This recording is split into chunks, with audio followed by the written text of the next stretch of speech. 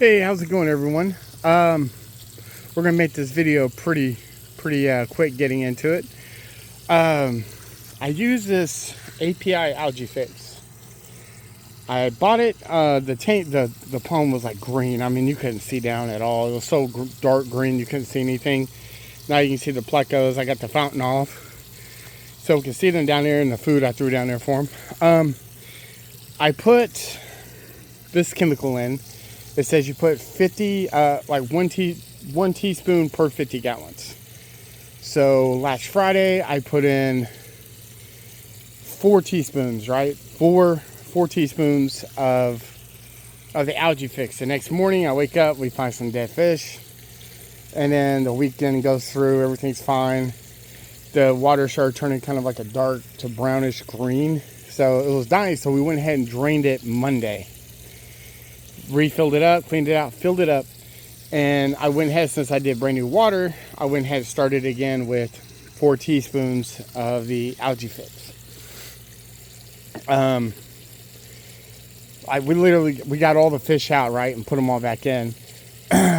So Tuesday morning, this was Monday, we did the water change and all that. Tuesday morning I had fish floating up everywhere, and I did a video and I deleted it. But we had fish belly up. All our mollies, shiners, everything, right, was all belly up, except these plecos and a couple other fish, which ended up dying today, right? So, but I was like, man, what's going on? And I realized it was my fault. I put in 4 tablespoons, not 4 teaspoons. So if you think about it, a tablespoon, 3 teaspoons per 3 teaspoons per 1 tablespoon. So I ended up putting in 600 gallons worth of chemical, and this is only like a 400 to maybe 450 gallons right here, 400 to 450 gallons. So I ended up going ahead and draining out about 200 gallons yesterday, maybe a little, actually over 200 gallons, and putting in fresh water. At the same time it was draining, so it started diluting. Unfortunately, the goldfish I had in here, the catfish, basically everything died. See our little fountain? Okay. See how that works. We're probably gonna put some rocks in there. That way it kind of spreads it up a little bit, and like overflows and goes over. We just have to buy some more rocks. Okay. Now back this whole process yesterday, one of our fish had little fry. So you can see there's, I don't know if you can see them, but there's little baby fries swimming around here. So I'm assuming the water's okay now, because we got little fries swimming, and that fish down there survived, and the plecos, but basically everything died. There's a ton of little baby fish. They could be little mosquito fish. Typically they would be one of the first ones. These little fry would be some of the first ones to die. So I think the water's under control now. But as of right now, it is, my fault. I put in way too much chemical and I killed my fish off, like all of them, man. It's heartbreaking. There's probably fish in here I haven't found that are dead. But it's all on me. So far the plecos have been fine. I kind of messed with them. I found the big one. He was laying up here earlier, like just a little while ago when I came out here. He was chilling up here on the shelf. They haven't been real active. They're mainly nocturnal fish, but I went ahead and threw them some food. They don't seem to be eating. But they look like they got some big bellies on them. So with that, I'm assuming the water is under control. The bubbles and stuff is from the mix. It happens, they said, the first couple of days after introducing the chemical into the water. And hopefully it controls the algae.